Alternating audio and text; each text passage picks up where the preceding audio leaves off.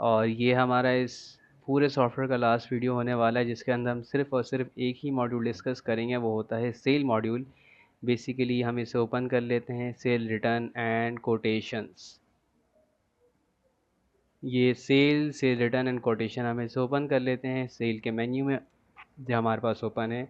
जब हम चीज़ें बल्क में सेल आउट करते हैं तो हम यूज़ करते हैं cell module.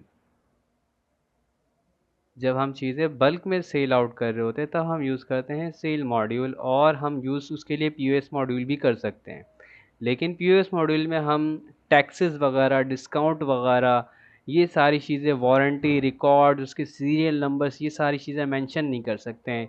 PO number, DC number, उसका ले जाने वाला कौन है, उसके कॉन्टैक्ट नंबर, उसकी डिस्क्रिप्शन क्या है, ये सारी चीज़ें मेंटेन नहीं कर पाते हैं। ये हम सारी चीज़ें मेंटेन करते हैं अपने सेल मॉड्यूल के अंदर। मैं आपको एग्जांपल दे देता हूँ, जैसे कि हमारे पास एक क्लाइंट है। डेट सेलेक्ट करता हूँ, सबसे पहले आज की डेट है, इसकी ड्यू डेट, ये कब तक जा सकती है, किस तक इसको जाना चाहिए लाजमी। और मैं यहाँ से क्लाइंट सेलेक्ट कर लेता हूँ आज़म। डिलीवरी चालान नंबर, डिलीवरी चालान डीसी कहते हैं, डिलीवरी चालान नंबर यानी जो व्हीकल इसको लेके जा रहा है उसके पेपर पे जो वेयर हाउस से निकल रहा है, ये उस वक्त पुट होगा आपके वेयर हाउस से जनरेट होता है। मैंने जनरेट कर दिया manually. PO number, purchase order number, यानी जिस क्लाइंट को हम ये बेच रहे हैं उसने जो परचेजिंग ऑर्डर दी थी हमें, पीओ नंबर उसके वो क्या है वो आप यहाँ पे लिख देंगे। पेमेंट फ्रॉम इसकी क्या है, कैश है क्रेडिट है, वो यहाँ पे देंगे। इसे ले जाने वाला कौन है, कौन इसकी पेमेंट रिसीव करेगा, वो आप यहाँ पे पुट कर देंगे। फ़िलहाल मैं नो सेल्स में दे रहा हूँ। कस्टमर का नाम क्या है, ये कस्टमर का नाम बेसिकली यहाँ पे पुट हो जाएगा, AZAM, आज़म। कस्टमर का कॉन्टैक्ट नंबर, सिंपल क्लिक करना और वो आपको ये बता देगा। पीओ डेट, परचेज ऑर्डर किस डेट को जनरेट हुआ था, मैंने कहा 18th of the June. Vehicle number, कौन से व्हीकल इसे लेके जा रहा है, वो नंबर आपने यहाँ पे पुट कर देना है।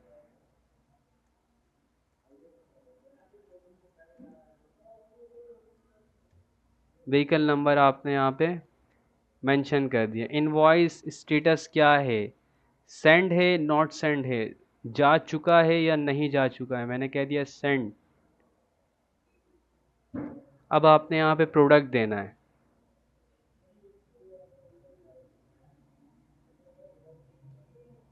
यहाँ पे आप प्रोडक्ट दे दें।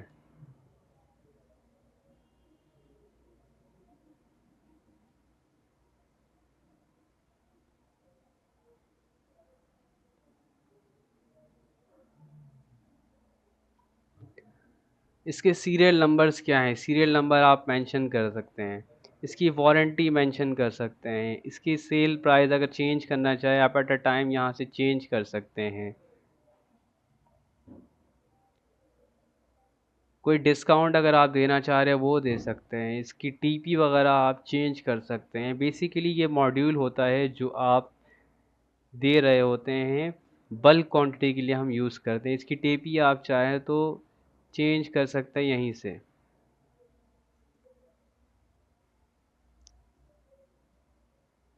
Print, print and print. कोई टैक्स लग रहा है, कोई फर्दर टैक्स है तो वो आप यहाँ से देंगे तो इसके ऊपर टोटल क्वांटिटी यहाँ पे आप देख सकते हैं। नंबर ऑफ़ आइटम ये आपको दे रहा है।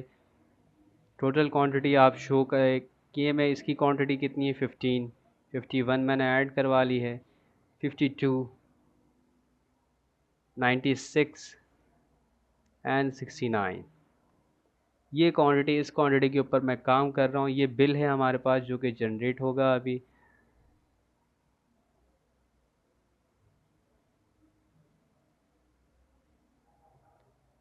सेव सेल के ऊपर मैंने क्लिक किया है। इससे पहले जिस तरह हमारे पास परचेज़ के मॉड्यूल में यहाँ पे एक ऑप्शन होता था अपडेट प्राइस, उसी तरह यहाँ पे एक ऑप्शन है सेल टाइप।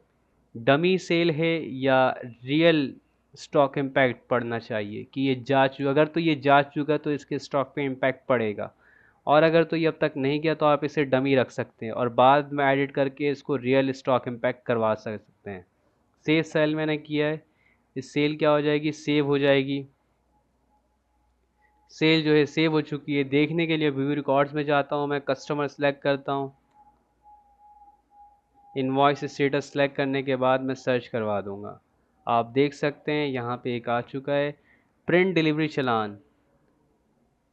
ये डिलीवरी चलान इसकी प्रिंट हो चुकी है यहाँ से, और ये अब रेडी टू गो है। ये इसका इफ़ेक्ट कहाँ पे पड़ेगा? इसका इफ़ेक्ट पड़ेगा आपके पास सेल रिपोर्ट में। इसका इफ़ेक्ट पड़ेगा स्टॉक के ऊपर, क्योंकि सेल हो चुका है तो स्टॉक कम हो चुका है। इसका इफ़ेक्ट पड़ेगा कस्टमर के लेजर पे, कस्टमर ने परचेज़ की, उसकी क्रेडिट बढ़ चुकी है। अब आपने क्या करना है, उस कस्टमर से रिसीव फ्रॉम कस्टमर भी करवाना है। ये था हमारे पास सेल मॉड्यूल। उसके बाद क्या है, cell return module. Cell return module same उसी तरह काम करता है जिस तरह परचेज रिटर्न। परचेज रिटर्न हम जब करते हैं तो स्टॉक हमारा कम हो जाता है, क्योंकि हमारी परचेज की हुई सामान रिटर्न हो जाती है वेंडर को। सेल रिटर्न जब होती है तो क्लाइंट हमें रिटर्न करता है, क्योंकि वो डैमेज होता है किसी भी वजह से, तो हमारा स्टॉक बढ़ जाता है, क्योंकि हमारे पास क्लाइंट से सामान प्रोडक्ट वापस आ चुका है। मैंने यहाँ पे कस्टमर सेलेक्ट करना है, आज़म कस्टमर मैंने सेलेक्ट कर लिया। अब ये इसे हमने कौन सी प्रोडक्ट यहाँ में रिटर्न करना है वो हमें यहाँ पे पुट करवा देना है। हमने इसे ये आइटम, ये जो प्रोडक्ट है माउस 88 2000, लास्ट टाइम 64 क्वांटिटी में सेल किया था। चेक करने के लिए प्रिंट डीसी करवाता हूँ और देख लेता हूँ ये माउस 88 69।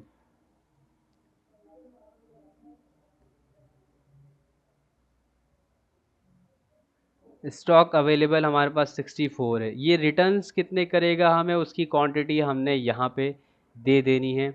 हमने दे दिया है 64, हमें इसने रिटर्न कर चुका है।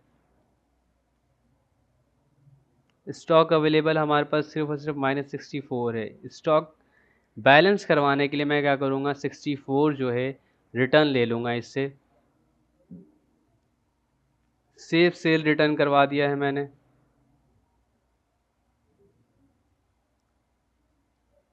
व्यू रिकॉर्ड्स में जाता हूँ, सर्च करवाता हूँ, और जैसे कि आप देख सकते हैं आज़म की एक एंट्री यहाँ पे पास हुई हुई है थ्रू एडमिन, और रिटर्न इसकी यहाँ पे 64 क्वांटिटी की आ रही है।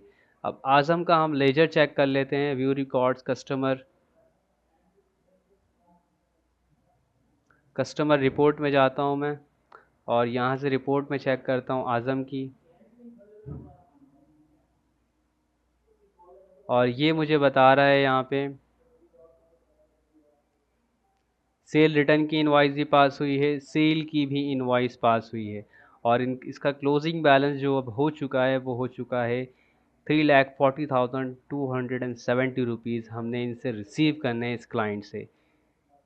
सेल के अंदर हमारे पास जो 3 मॉड्यूल थे उनमें से हमने 2 डिस्कस कर लिए, एक सेल और एक सेल रिटर्न। सेल करेंगे स्टॉक कम हो जाएगा, सेल रिटर्न करेंगे स्टॉक इंक्रीज़ हो जाएगा। वेरीफाई करने के लिए आप दोबारा से जाएं प्रोडक्ट हिस्ट्री रिपोर्ट के अंदर, स्पेसिफिक प्रोडक्ट जो हमने सारी जगह यूज़ किया है मैं उसे ही सिलेक्ट कर लेता हूँ, सर्च करवाता हूँ एक पर्टिकुलर डेट रेंज के अंदर, तो ये मुझे उसके हवाले से इन्फॉर्म कर देगा। सबसे पहले हमने क्या किया था, परचेज़ किए थे 15, उसके बाद हमने फिर एक 69 हमने सेल किया, फिर एक और एक सेल कर लिया 70, फिर एक और एक सेल -71, फिर हमने क्या किया, सेल रिटर्न करवा दिया 64 की, -7 हो चुका है ये अब। फिर हमने परचेज़ भी रिटर्न करवा दिया, और उसके बाद हमने डैमेजेस भी रिटर्न करवा दिए। क्लोजिंग बैलेंस हमारे पास बिल्कुल ज़ीरो है। कस्टमर के लेजर पे भी इफ़ेक्ट आ चुका है। अब हमारे पास क्या है, सेल के मॉड्यूल में सेल एंड सेल रिटर्न हमने डिस्कस कर लिया है। लास्ट हमारे पास है कोटेशन। इस सॉफ्टवेयर का आखिरी मॉड्यूल कोटेशन बेसिकली क्या होता क्या है, फ़र्ज़ करें आपके मार्ट है, आपकी शॉप है, या आपकी साइड बिजनेस है, उसमें कोई आपसे पूछता है कि मुझे ये प्रोडक्ट्स आपके पास अवेलेबल है, ये प्रोडक्ट्स इतनी इतनी क्वांटिटी में चाहिए, तो आप मुझे इसका एक ओवरव्यू दे दें, एक एस्टीमेट प्रोवाइड कर दें। बेसिकली उसे हम कहते हैं कोटेशन। उसके लिए हमें क्या करना होगा, सिंपली डेट मेंशन कर दें, कस्टमर कौन है, कस्टमर का नाम सेलेक्ट करें, ये कोटेशन कौन दे रहा है, डिलीवरी चालान क्या होगा, इसकी कोटेशन टाइप क्या होगी, अप्रूव है, डन है, कैंसिल है, पेंडिंग कोटेशन मैंने सेलेक्ट कर लिया है। वैलिड टिल यानी कि कब तक की कोटेशन जो है काम करेगी, इसके बाद हो सकता है प्राइस वगैरह चेंज हो जाए। प्रोडक्ट वगैरह सेलेक्ट कर लें आप, और इसकी प्राइस मैं क्या दे रहा हूँ, सो उसकी कॉस्ट क्या पड़ेगी वो मैंने दे दिया है यहाँ पे। 210 रुपीज़, 210 रुपीज़ का मैं इसे सेल कर रहा हूँ, और तो मैं इसे डिस्काउंट दे देता हूँ 200 रुपीज़ का।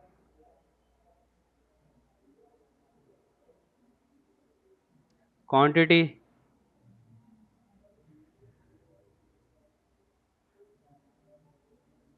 10।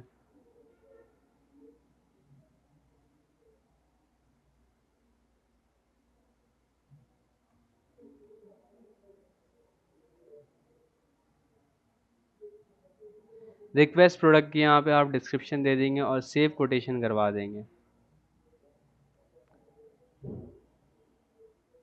व्यू रिकॉर्ड्स में जाता हूँ, हिस्ट्री चेक करता हूँ, यहाँ पे हमारे पास एक कोटेशन आ रही है आज़म टेस्टिंग के हवाले से, और ये कोटेशन हमारे पास रेडी हो चुकी है।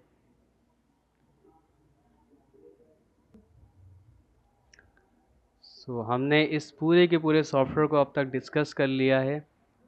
Product, vendor, client, sale, purchase, sale return, purchase return, pay to vendor, receive from vendor, receive from client, pay to client, receive for client through invoice, receive for client all over, employees, employee attendance, leave, making salaries of employees, product history report, all kinds of report we discuss in the software, even HRMS, bank transaction, transaction and transfer, withdraw, deposit, cash register report, POS reports, सारी की सारी चीज़ें हमने इसके अंदर discuss कर ली है। Thank you.